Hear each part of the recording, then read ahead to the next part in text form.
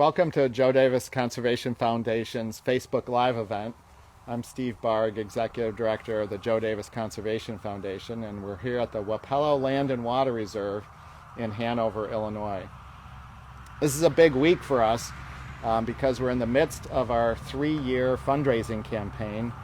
This year it's called Daring to Inspire, and we're inviting all of you who have been participating and tuning into our Facebook Live events, those of you who are new to JDCF, to go to our website and make a contribution. www.jdcf.org. Just go to the front page and following the Daring to Inspire link. It'll help us keep this kind of programming going, as well as continue to preserve beautiful areas like you see behind us here. I'm here today with Richard Spear from the Friends of Wapello and the Hanover Historic Society, and he's going to be telling us a little bit about some of the artifacts that have been discovered here. This area is rich with Native American heritage, and I'm also here with the Midwest director of the Archaeological Conservancy. This is a national organization that played an important role here, and that's Phil Millhouse. You know Phil from previous work with us. He's been a dear friend and also a real contributor to us conserving these important cultural areas. A couple of housekeeping matters. If you have questions during this Facebook Live event, you can type those into the comment section. We have people looking at that, and we can actually ask some of your questions live. We won't get to all of them probably, but we'll be able to answer those later on what gets posted to our website. We want to thank our sponsor for our Facebook Live event, which is Apple River State Bank, First Community Bank in Galena. They've been a real generous supporter of our education and outreach events and these Facebook Live events.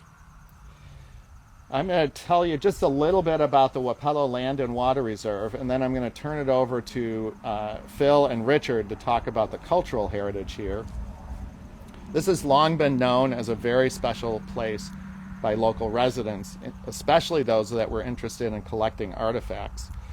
This land is now on the National Historic Register due to the significance of what we found here in archaeological investigations.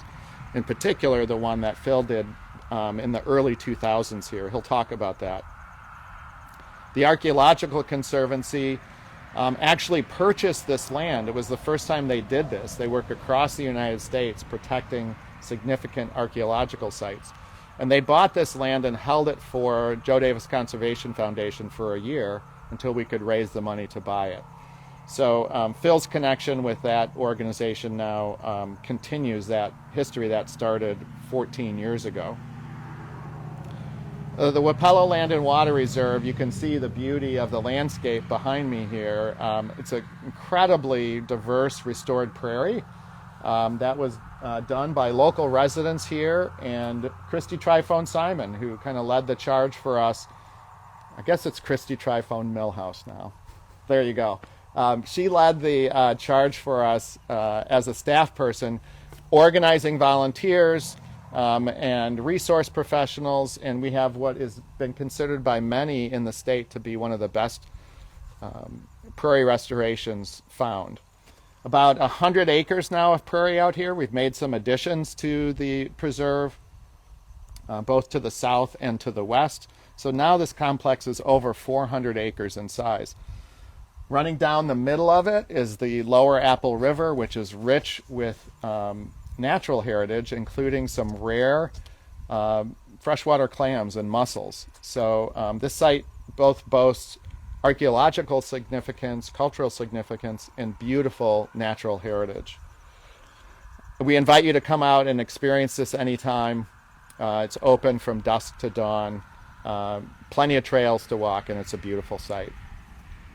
I'm going to be talking about where we're headed with the Wapello Land and Water Reserve, but to get there, we're going to start with an introduction to the site and the cultural heritage with Dr. Phil Millhouse. Phil, I'll turn it over to you and to Richard. Thank you. Good afternoon. I just want to to start out by just giving a brief kind of background, if you look at this river terrace in back of us, you can see that now it's a beautiful prairie, but at one time, over many thousands of years, many millennia, it was a place where Native American people lived over many generations, many different cultures. And especially during the end of what archaeologists call the woodland period, there were very large mound groups and villages across this terrace complex. And it looks like there was a point after 1100, 1150 AD where there's an intrusion of foreign cultural people, ideas, both, we're not sure, and there's kind of a reconfiguration of how people live across this landscape from a village and mound group to a planned town with flat top platform mounds and plazas and residential clusters. And these sites were known to archaeologists since the late 19th century. They were known by local farmers who farmed the land, as well as collectors who picked up artifacts. And it was really obvious from the density material and the type of materials here that this was a real critical location for understanding the impact of southern Mississippian-style lifestyles and ideas on this northern area, and how people worked with that, accepting and rejecting different ideas and concepts, and in this process created new cultural identities. By the end of the 1300s, there's a group of cultures across the Midwest, again archaeological cultures that we call Oneota, that are the result of some of these dynamics that are playing out across the upper Midwest. And these are, the likely ancestors of descendant Siouan communities today in the Midwest. And this is one of the critical places where those dynamics happened over the course of several centuries.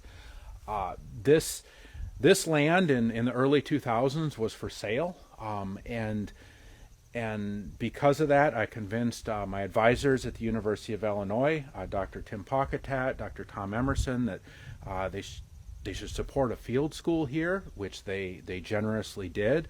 And we were able to excavate a very small portion of the northern end of this site to kind of see, were all these artifacts just mixed up on the surface from almost 150 years of plowing, or were there intact archaeology across this landscape? And we were able to find a series of houses and roasting pits and storage pits and other features underneath the plow zone that were still intact, which showed that there was indeed good archaeology across this surface. The material that was uncovered was especially interesting because the houses were not like you see built if you go down to Cahokia or other museums, Dixon Mounds, but they were single post houses in kind of a local woodland style. But many of the ceramics show evidence of local Mississippian, as well as these hybrid styles as people are playing with these traditions and coming up with new ways to live.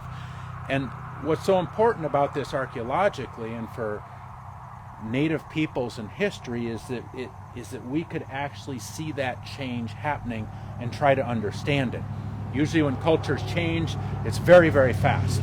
And archaeologists assign these different material artifacts to different cultures. Well, it's the same people and descendants and generations, but they're changing, and that's what happens. But you usually never catch that, so it's hard to understand that process. And here we could, which was very, very unique. So we were able to catch that process at this site. What was even just as interesting is that when JDCF later purchased the property to the south that contained, was probably, we're not sure about the dates, probably an earlier woodland village, the people who would have been here when Mississippian people or ideas came into the area. There's a mound group in a village that we were able to identify from earlier records, as well as a community surface collection, which included the Friends group, JDCF staff, a number of local school districts, and we're able to establish that there's actually a large habitation area or village area associated with those mounds. That was followed by some geophysical work by Dr. Tim Horsley, who did some superb survey over this area over several years.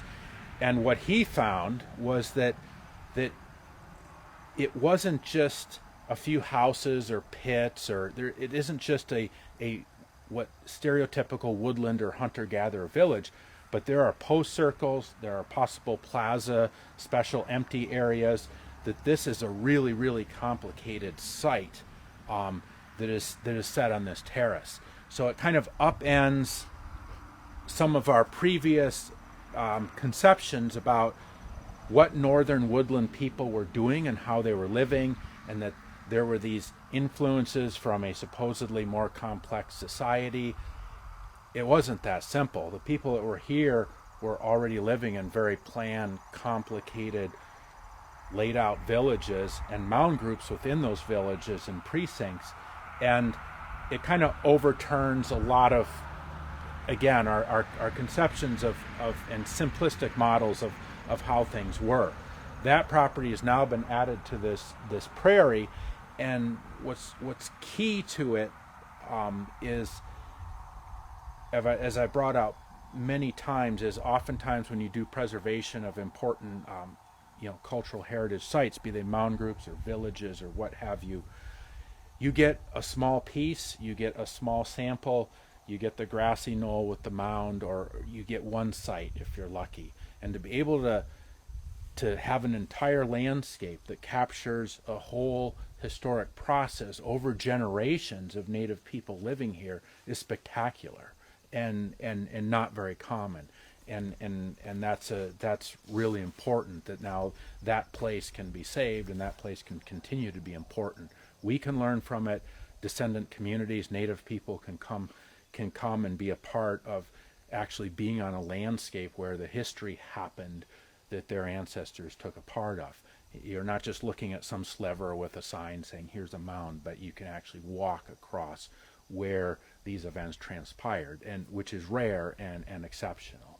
So that's a brief background into the site and what's here, very general. I will turn it over to Richard and let him explain one set of artifacts from this site and why it's important and what it holds. This is one man's collection, Larry Bell Jr. Actually, it's about 25% of his collection, which is currently at the Hanover Historical Society. Over 1,000 pieces, and he collected extensively on this site. Over 700 of these items are from Wapello. The rest are from the rest of Joe Davis County and also Carroll County to the south. And we're very pleased to have this collection. We've had it for about 6 years now. Unfortunately, Larry passed away about a year ago. But his collection lives on, and it's what he wanted.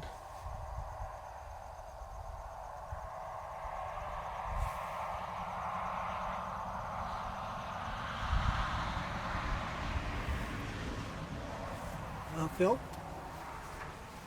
I guess just as a kind of a general overview, and then if Richard wants to come in with other specific pointers for the collection, if you saw when this was scanned through, you can see that there are a whole series of projectile points or arrowheads or spearheads or knives represented across this collection. The story I kind of told, my just so story interpretation of what happened across here, only dealt with several centuries in from say 1050 to 1250, 1300. But from this collection you can see that native people were on this landscape for, going by what was picked up here, at least 11,000 years. So you have a long occupation on this landscape. And the material that focuses on that later occupation is especially well represented. You can see a whole series of projectile points here. These are often referred to as, archaeologists call them Madison or Fresno points. People who collect material often refer to them as bird points, but they're arrow points, and they attest to the use of the bow and arrow by that time. And you can see, if you look at just this frame, there are a whole series of chert or flint raw materials represented. Local material from the Galena dolomite, the Silurian dolomite. You have marine chert from down near the Quad Cities. You have Hixton silicified sandstone from Silver Mound, north of Black River Falls in Wisconsin. So you can see that there was a whole series of raw materials were moving between all these groups who are dynamically interacting.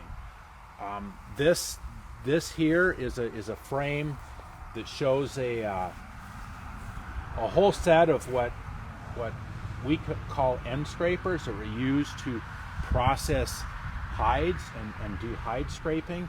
Obviously, people were not holding these tiny little things and trying to get hair out of deer hides. These would have been much larger and probably hafted, and they would have been resharpened over time, and when they were exhausted down to these nubs, they were tossed off and discarded, and a new one would have been placed into the handle. So you can see there's a whole series of these from doing hide processing. And if you can look at some of these edges under a microscope, you can see the polish on these from that activity. Another important piece of this collection is, you can see here a necklace with that's been beaded. These are not mussel shell beads from mussels in the river here. These are marine shell beads from marine shells from the Gulf Coast.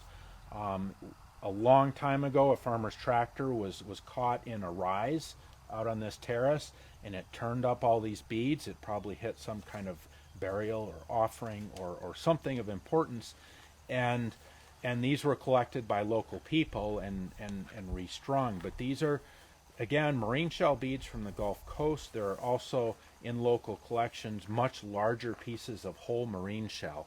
So the beads were not coming up into this area, but whole pieces of shell were coming, and they were being worked and produced here, and then transferred out back and forth to other communities in these exchange and kin and cultural relationships that were going on. This frame here is a good example of the ceramics from this sort of woodland Mississippian hybrid site that you can see off in the distance here, where you see some of these ceramics are shell tempered. They're very polished, they're very thin. They most likely come from sites like Cahokia and/or are emulations of those styles. Other ones are shell tempered but cord marked, which was very common in local woodland styles, and they begin to show incised designs, which are new kinds of designs that begin to see in the northern Midwest as part of these emerging Oneota cultures. So you can see that these ceramics are not all the same, and it's not just diversity, of different styles at one time. It's also diversity showing process and change as people were kind of creating their identities as they lived in this village together. So this collection, although it's a collection over the years of surface material, sort of encapsulates the different processes that were going on by the people who were living on this site. So I'll turn back to Richard if there's other pieces or information you want to point out relating to this. There are several opportunities to volunteer for the local Friends group, and we meet every Tuesday morning from 9 to 11 and work on the prairie. At the moment we're collecting seed to fill in some bare spaces. Earlier in the year we go after invasive weeds and do whatever needs to be done on the site. So that's one opportunity to volunteer. The other is we have a monthly meeting on the first Tuesday of the month, and you're welcome. It'll be not in person this time, but by Zoom. And but anyhow, we would welcome your interest and participation. So a couple of opportunities to help with the site, and I'm thanking you in advance. Well, Phil and Richard, thank you for sharing your collection and Phil, your interpretation and expertise. You can see how important the site is from not only locally and regionally but nationally, the story here. And this is where we're headed in the future, and this is why we need your support, both as a volunteer and your financial support.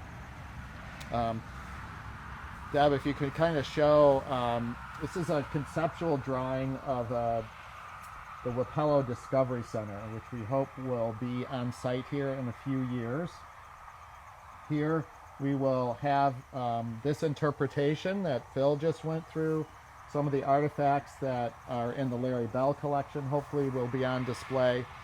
We're working with Alika Wally, the curator of North American anthropology at the Field Museum, in our work with tribal groups. So Richard, Phil, JDCF staff and board members have been meeting with representatives from 5 tribal groups to co-create this idea of this Wapello Discovery Center, where we would be interpreting the natural heritage and the cultural heritage on this very, very unique and nationally important site.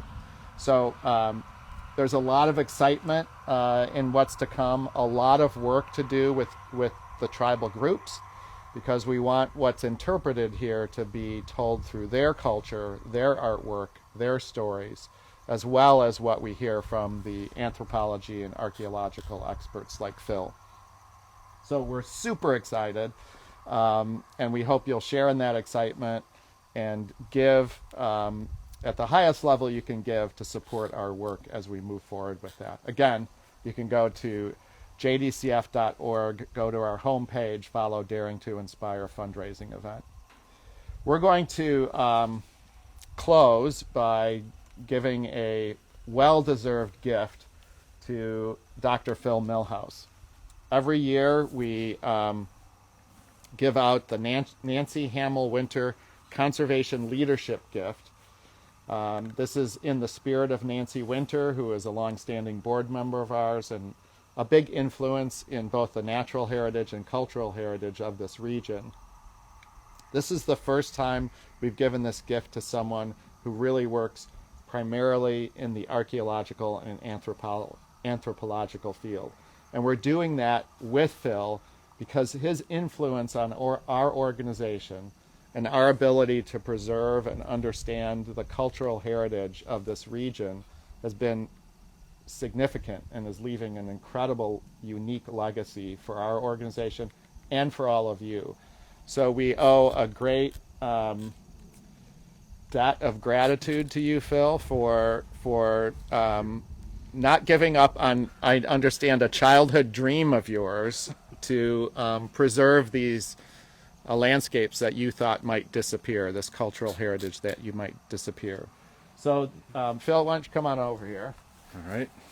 On behalf of the Joe Davis Conservation Foundation Board, its members, and of course Nancy Hamel Winter, we present to you the 2019 Nancy Hamel Winter Conservation Leadership Award for your service in cultural heritage to this region. So I guess we got to do a fist bump. We got to do that. So thank you, Phil, and certainly can share a few more words. Sorry, we got to go back over by the mic. Right. Certainly want to allow you to share some thoughts on receiving the award. Well, I'll just be real brief here and say that I'm extremely honored to receive this award. It's a big deal locally, and I want to say something that I've said at a number of presentations, but I can't say it enough times. That I grew up kind of walking through these sites with my family, my father, my grandma, my mom, learning about them, learning from other local people, and as my interest in archaeology developed, and learning more and more about them and recording them and came to become very attached to them as part of my closeness to this area personally. But as I went into college and graduate school, I kind of came to terms with the fact that I would probably over time see most of these places lost or significantly altered to a point where they would not be recognizable to what I remembered and what was important within them.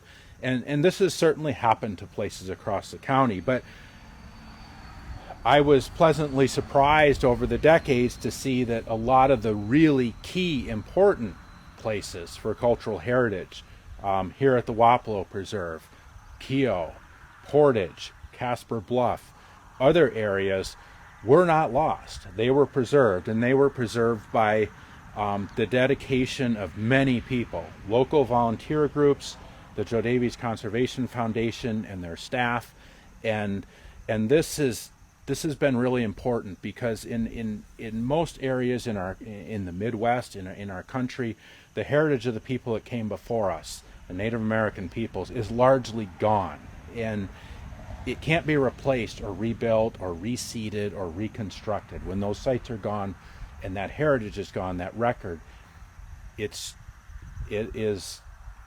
not there, and it can't be brought back in any way. And to have this significant amount of that story still preserved and protected by a local organization is significant. And I encourage everybody to support this organization, support what they're doing, not just for cultural heritage, but also the natural resources, because this area has a real special gem in that regard as to what people can come and see and do and enjoy and gain from this that other places don't have. So I will sign off with that, and be very happy and proud to receive this reward. Thanks, Phil. And thank you, Richard, and the Friends of Wapello and the Hanover Historical Society for everything they're doing to keep this site beautiful, to keep it protected, and to help us interpret it. Again, we want to thank our sponsor, Apple River State Bank, First Community Bank of Galena. We want to thank you for tuning in, and we hope you'll go to our website and make a gift to us today. Thanks so much for joining us.